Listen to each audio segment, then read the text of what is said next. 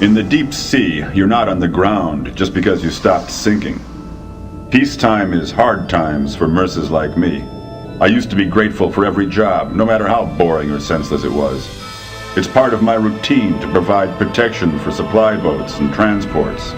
It was my job to guard a sulfur shipment heading from the Gulf of Bengal to the Argentine Basin. Now, sulfur isn't a particularly attractive prize for pirates or anarchists, so I got to wondering why a protective convoy was necessary, especially since there'd been few pirate attacks recently. The captain of the transporter insisted on taking the slalom route through the Malay archipelago, crossing the South Pacific so as to round Cape Horn. I thought maybe he wanted to give himself and the crew a little entertainment in the pleasure domes of the Malay archipelago. A few whores, some surface simulation, who knows? I had nothing against the idea. We passed south of the domes and headed straight for the South Pacific Basin.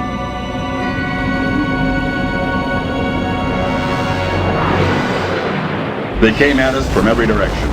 A torpedo exploding close off my bow jolted me from my daydreams. A small fleet of fighter boats under the flag of the Shogun encircled us. It probably wasn't monarchists, just bandits from the tornado zone. As a greeting, they sent us a flash shark, which penetrated the outer wall of the freighter and knocked out its electrical system. A hungry swarm of bull sharks was after me. It's no fun in a fix like that if you've only got a dilapidated boat with one firing tower. The automatic finder picked out the approaching torpedoes and sent them to the bottom one after the other, while the only thing I could do was fire a few feeble thresher sharks against the agile boats. Then three things happened at once. My location system failed, an explosion astern set my boat rolling, and a smart Shogun bomber, flashing painted teeth, appeared, hovering right in front of me. I might have known that she was behind it all.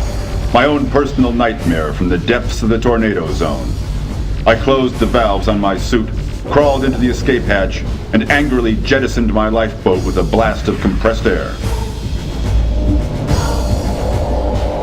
And not a second too soon, my crippled boat rolled over and sank into darkness as the grinning bomber strafed my titanium capsule with a salvo of hard-cased shot.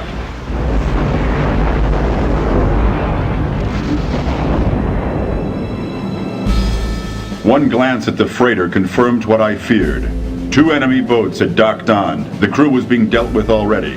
Before I passed out, I thought of my failure, and I wondered why the hell the anarchists needed sulfur so bad.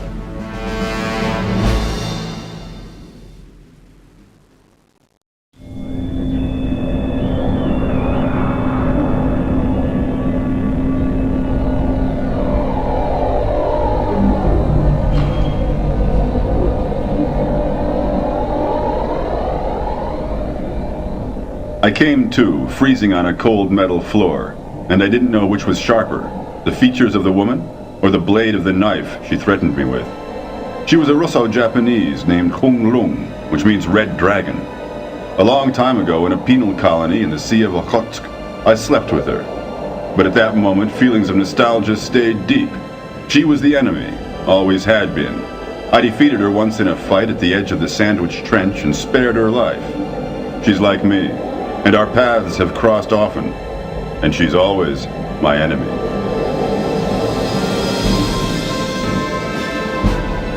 We didn't talk much. She said it would be child's play to slit my throat, but the world still needed me now that evil was reaching out of the depths. I don't know what she meant by that, but it was the first time I ever heard fear in her voice.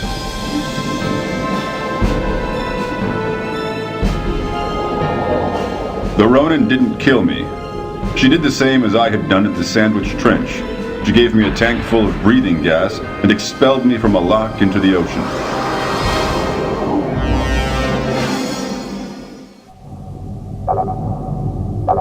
The breathing gas had almost run out when an Atlantic ore freighter picked me up.